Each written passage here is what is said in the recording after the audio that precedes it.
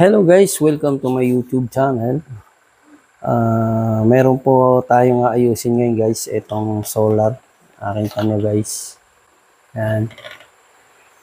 So ito, ang problema nito guys ay ano na siya, mahina na yung battery. So ito ngayon guys, nakapix to.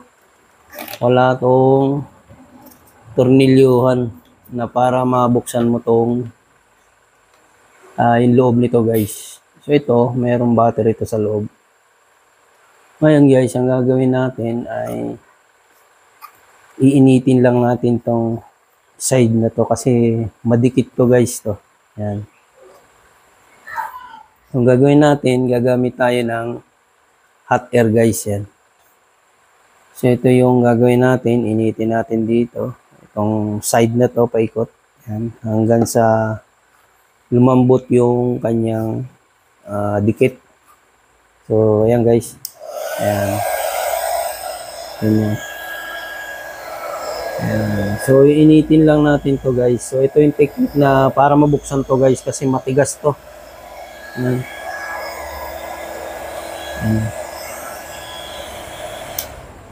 So, hindi natin pwedeng buksan to nang hindi natin pinaiinit tong side na to. Gamitin nyo lang ay ganito precision. Yung flat yung dulo guys. Ito yung ganito flat. So pwede itong sikwatin. Depende kung anong gagamitin nyo guys. Yan. Basta wag lang mag-crack to. Ito kasi guys, salamin to. Ayan. So dikit na dikit yan. Ayan guys. Gagawin nyo, initin nyo lang muna ng matagal. Ayan.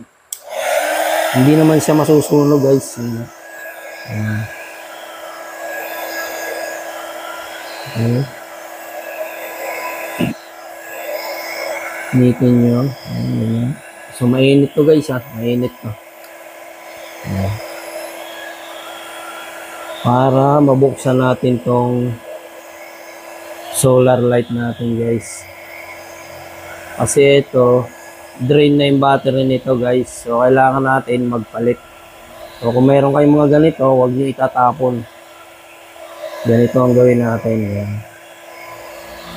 So, habang iniinit mo siya, unti-unti mong susingkitin mga paligid. So, ito guys, nabuksan ko na to. Dinedemo ko lang sa inyo, pinapakita ko sa inyo kung paano siya buksan. Yan. So, iniinit ko na yan guys, yan ganyan. So, sikwat hanggang sa gaganunin nyo muna. Then, paikot niyang kita nyo salamin. So, hindi nyo pwedeng persahin to guys. Kailangan talaga iniitin to. Hanggang sa lumambot yung kanyang pandikit. Yan guys. Yan. So, okay na. Ang gagawin nyo guys, sikwat lang siya hanggang sa lumambot yung pandikit. So, ayan guys ha. Kita nyo. Yan. Yun, okay. So, mainit to guys ha, mainit. Ayan. Ayan. Okay, so ayan guys ha. Ayan. Yun, nakita nyo na oh. So, ito guys, ito yung battery niya, 3.2. Ayan. Kung makikita nyo, ayan. Nakadikit yan dyan. Ang nangyari dito guys, pinasok ng tubig. Gawa ng nakabaliktad siya. Nakakabit. Kaya makikita nyo dito. Dito pinasok. Dito lang siya guys, pinasok kasi nakabaliktad siya. Nung time na nakasabit sa taas, nakaganyan. So dapat pala nakaganyan siya. Para yung tubig, diretso lang rito, hindi papasukin. Kasi ito guys, fix talaga yan, naka-fix yan, naka-moldy talaga. Ayan. Kita nyo. Ayan. So, nangyari guys, kaya pinasok ng tubig dito. Ayan. Naka-ano naman siya, naka-fix naman na ganon. So, pinasok pa rin siya kahit na meron siyang seal. Yung kanyang seal, parang natunaw unti-unti habang tumatagal. So, pinasok siya. So, ganyan na nangyari. Kaya kita nyo guys. Yan. Ayan. Okay, so ito, drain na yung battery nito. Kaya wala na siyang, ayan, makita nyo guys, oh, yung rubber niya, yun, oh, masyadong madikit. So ito, lilinisin natin yan, yan. Marumi na siya. Linisin natin itong salamin. Ayan, maririnig nyo guys yan. Salamin talaga to, hindi nyo pwedeng persahin to. Kasi once na crack to, wala na, hindi nyo na magagamit guys. Ayan, tabi lang natin.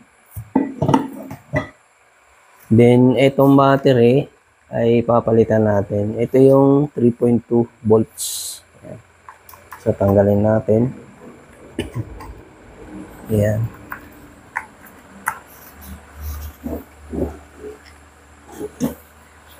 Sayang to guys pag hindi siya napundi kung ano na to, na drain. Huwag niyong itatapong guys. Ito lang ang palitan niyo. So, ito, may nabibili nito sa mga online, Shopee at saka sa Lazada. Ayan guys. Ito yung infrared niya. Ayan. Nakita niyo. So, ito guys, nalinis ko na to. Then, pinakita ko lang sa inyo kung paano buksan tong frame niya. Ayan.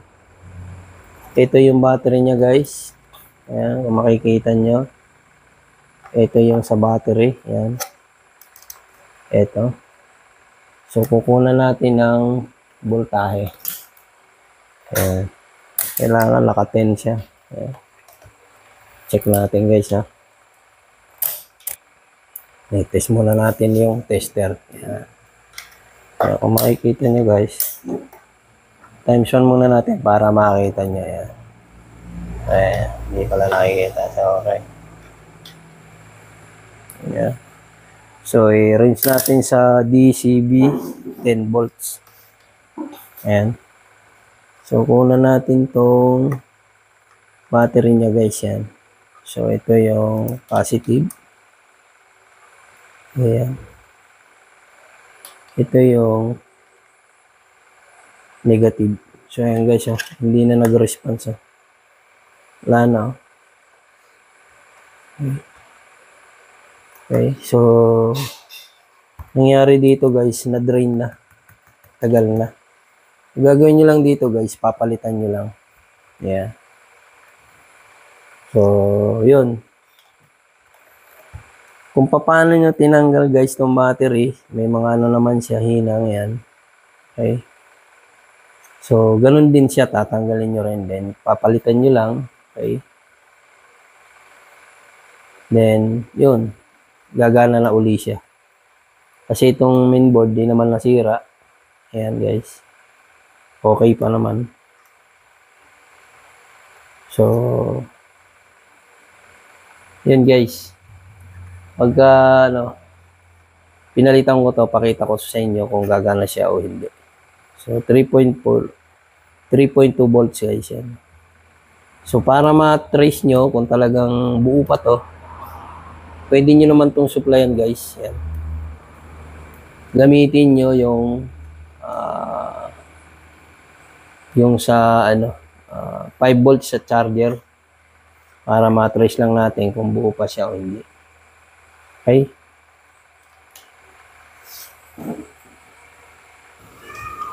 Okay guys, so kumuha ako ng improvised na supply yung sa charger. Ayan, ito yung 5 volts guys, yan. Ayan, okay, kita nyo may supply. Ayan. 5 volts yan guys. Okay. So, para malaman natin kung drain nga talaga to, supplyan natin ng 5 volts to. Ayan guys. So, para makita nyo lang na talagang na-drain to. Ayan. So, supplyan natin guys ha. Ayan. Natin ha. Ito yung negative.